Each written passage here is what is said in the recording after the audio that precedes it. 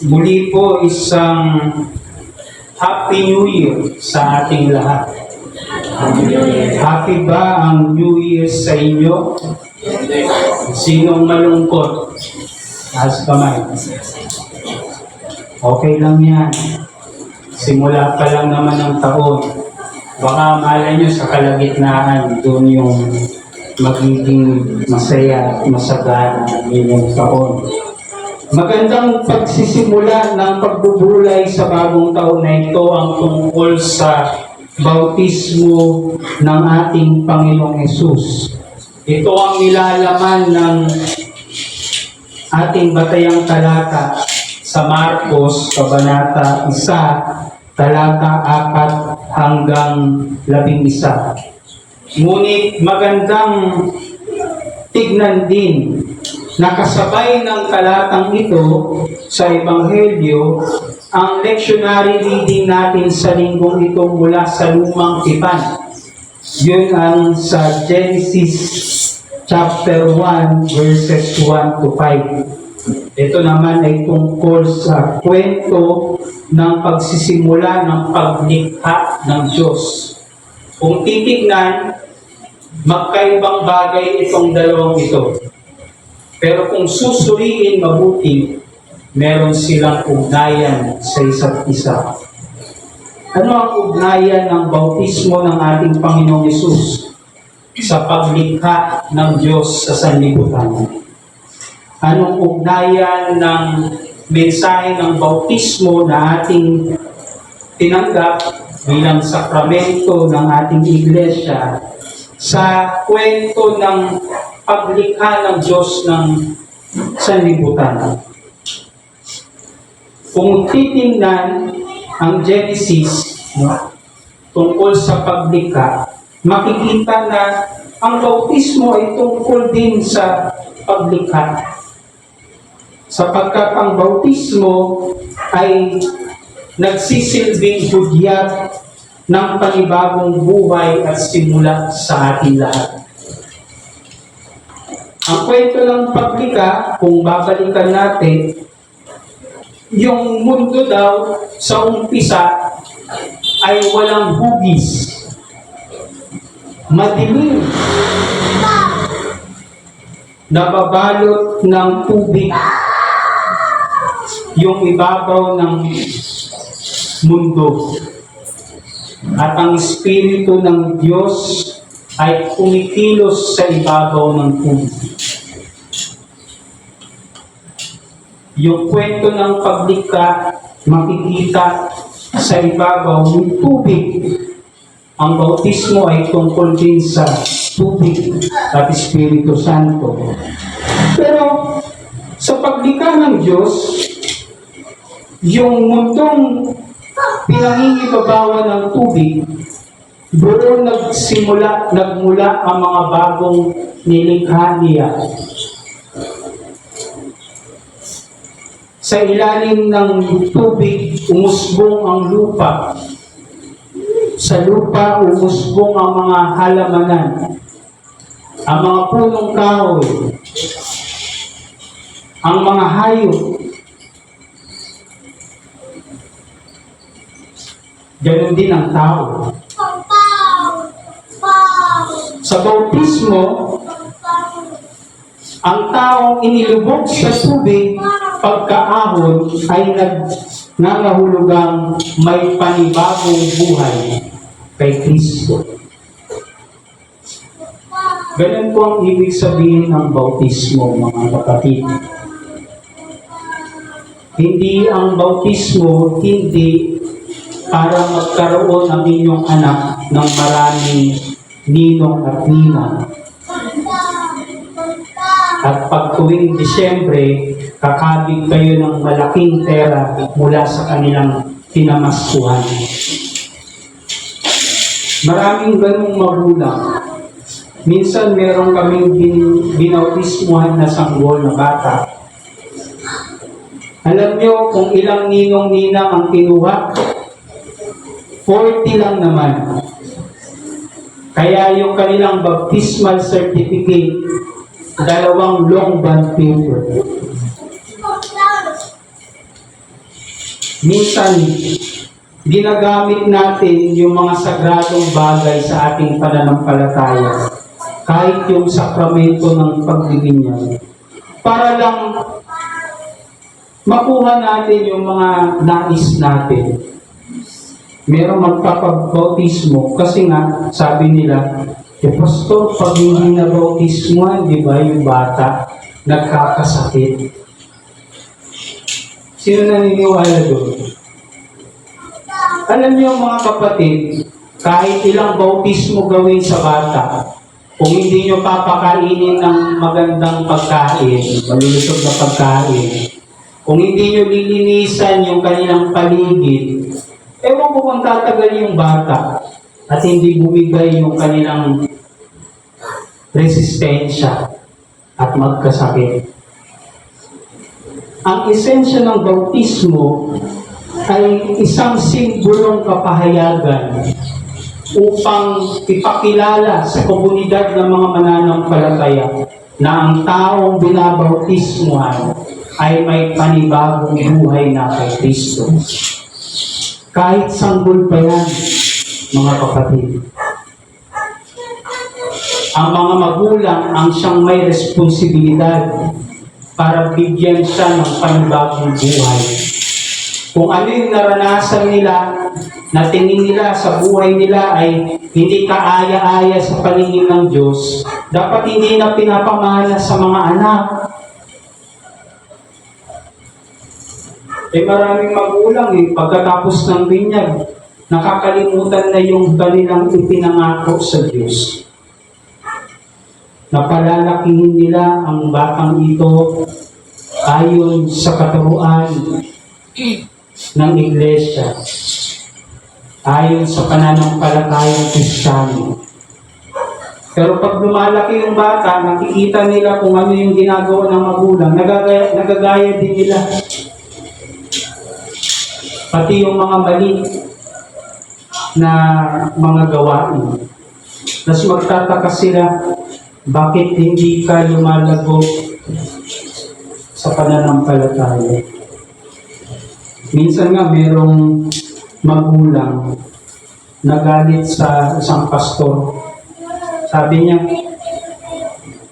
kasi napariwara daw yung kanyang anak. Nakabarkada, nakasama sa mga gang, uso pa yung mga gang naging mabisyo. Pinagalitan niya at sinisisi niya yung pastor. Bakit mo pinabayaan ang anak ko? Bakit napariwara? Anong klase kang tao? Anong klase kang pastor? Pag napariwara po yung inyong anak, huwag niyo po akong sisindi. Unless na ako ang nagturo sa kanila para maging mapariwara yung buhay. Sapagkat sino ba ang laging nakakasama ng inyong anak? Saan ba siya nakatira? Hindi ba ang tahanan ang unang eskwelahan ng mga bata? At ang mga magulang ang siya dapat na unang mga guro ng bata. Ang iglesia, kaagapay lang. Kaya huwag nyo laging ipapapasan sa iglesia yung mga bagay na hindi nyo ginawa na dapat responsibilidad. Kapag yung isang adult, no, yung batang binautismuhan at lumaki na siya, nasa 12 years old na, nalaman niya na yung bagay na ginawa sa kanya nung bata siya, na binautismuhan siya, kinilala niya yung pananampalatayang iyon. Pagkatapos doon, dapat sisikapin niya ng kanyang buhay na umayon sa layunin ng Diyos. Maraming mga bata na lumaki, tapos nalaman nila yung pananampalataya, pero kahit walang epekto sa kanila. Tandaan niyo mga kapatid na ang bautismo ay kapahayagan, isang hudyat ng panibagong buhay at simula. kung paano nilikha ng Diyos ang isang mundong walang hugis, walang liwanag, walang kabuhay-buhay. Ang bautismo ay nagsasabi sa atin, ako'y maglilikha sa inyo ng panibagong pagkatao. Ang bautismo din, mga kapatid, ay kapahayagan ng kaganapan mula sa kadiliman patungong liwanag. Kaya nga dapat sa bautismo, pag tayo ay nagpahayag ng ating pananampalataya, inilala natin ang bautismo ating tinanggap bilang sagradong kapahayagan at katugunan natin sa ating Panginoong Jesucristo. Sikapin natin na iayon yung ating buhay sa Diyos. Maraming mga tao na pagkatapos ng bautismo, pagkatapos na malaman nila yung katotohanan o ano yung kabuluhan ng bautismo kanilang tinanggap, nananatili sila sa kanilang mga buhay kung ano yung nakasanayan nila. Kasi akala nila, yung bautismo, yun na yun. Bibigyan ka na ng panibagong buhay.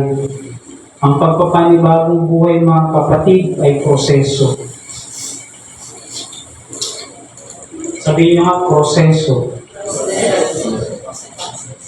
Meron bang proseso na isang segundo lang tapos na? Nasa ang proseso doon? It's a step-by-step process. Hindi siya biglaan na nangyayari. Pero dapat, sa proseso, pag pumalya ka, susuko ka na, hindi mo natatapusin. Tsagain mo hanggang matapos. Tsagain mo hanggang may mangyari. Alam mo, magandang paalala rin to sa atin sa pagdiriwang ng bagong taon. Yung ating mga New Year's resolution, sino sa inyo gumawa ng New Year's resolution? Kala nila powerful may power yung New Year's resolution. Gagawa sila ng New Year's resolution, tapos itatago nila.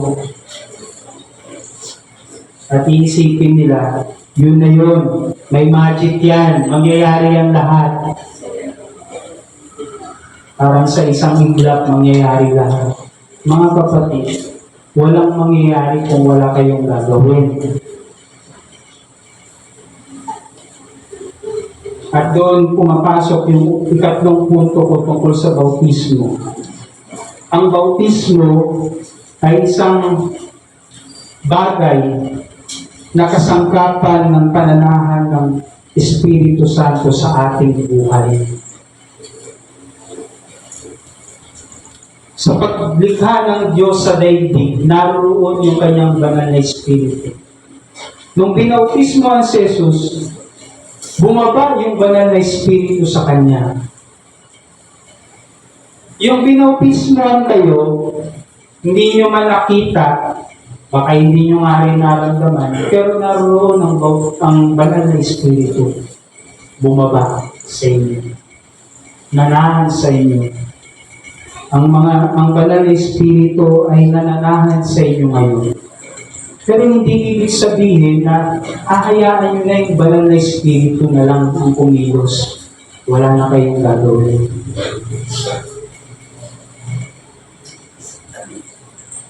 Parang yung isang tao na sabi niya, sa bagong taon, magpapapayat na ako.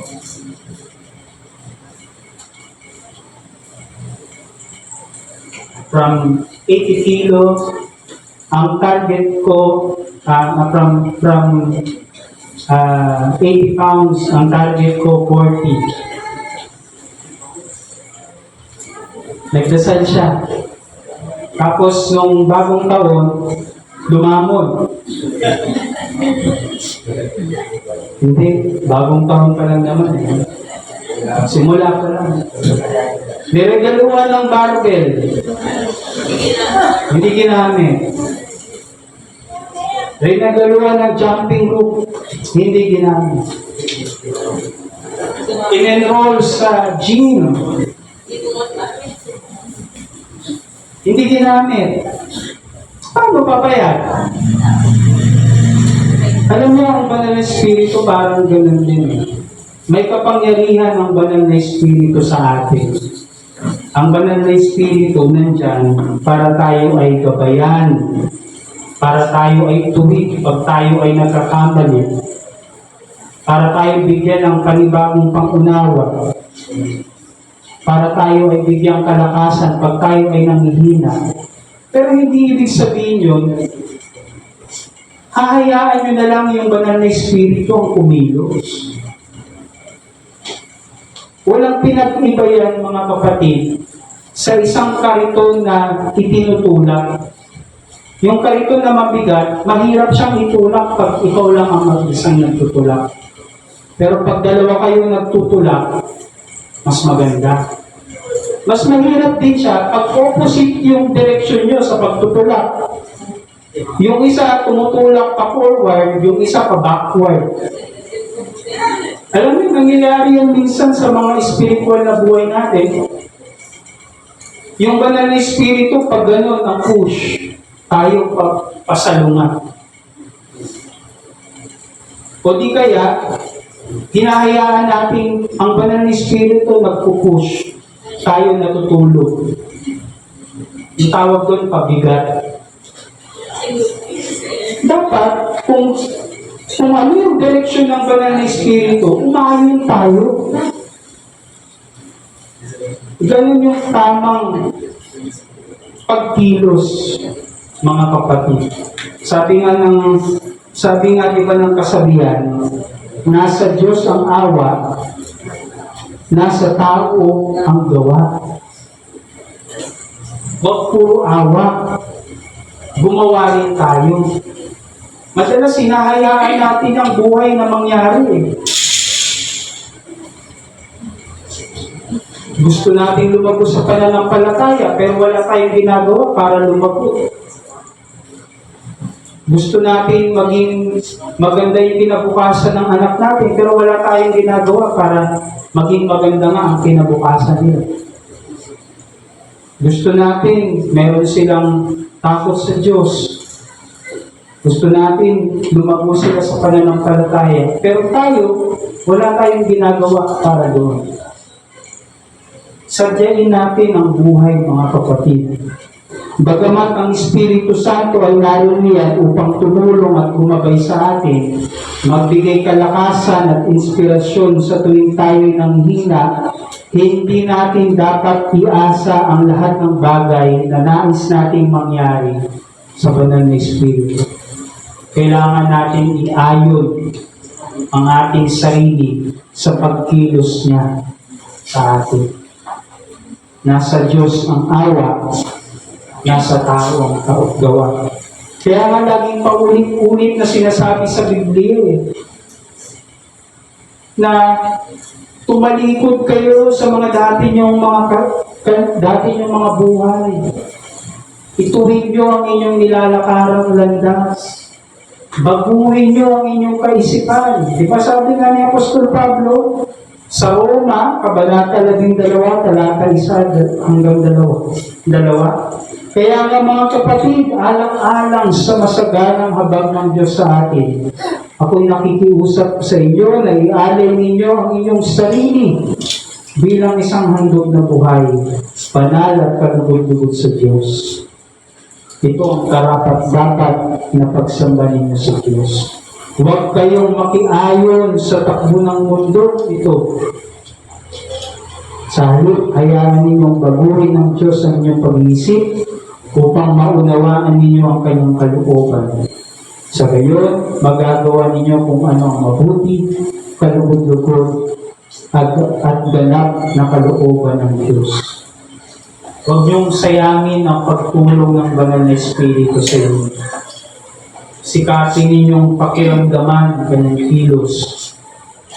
Iayon nyo ang inyong buhay sa pagkilos ng banal na presensya ng Diyos. At kung kayo nahihirapan, humanap kayo ng mga kasama nyo na pareho niyong pag-isip, pareho ang inyong layunin sa buhay. Para meron kayong katuwang, merong taong tutulong sa inyo sa panahon na kayo nahihirapan o nanghihina. Kaya alalahanin natin, mga kapatid, sa panibagong taon na ito, alalahanin natin yung mensahe ng bautismo. Na ang bautismo ay hudyat ng panibagong buhay at simula. Na ang bautismo ay kaganapan mula sa kadiliman patungong liwanag. Na ang bautismo ay kasangkapan ng pananahan ng Espiritu Santo sa atin. Nang sa ganon, sa bagong taon na to, mangyari talaga ang panibagong simula sa inyong buhay. At malikha sa ating mga buhay ang panibagong pagkataong nililikha sa atin ng ating Panginoong Hesus. Sumainyo ang pagpapala ng Diyos. Amen.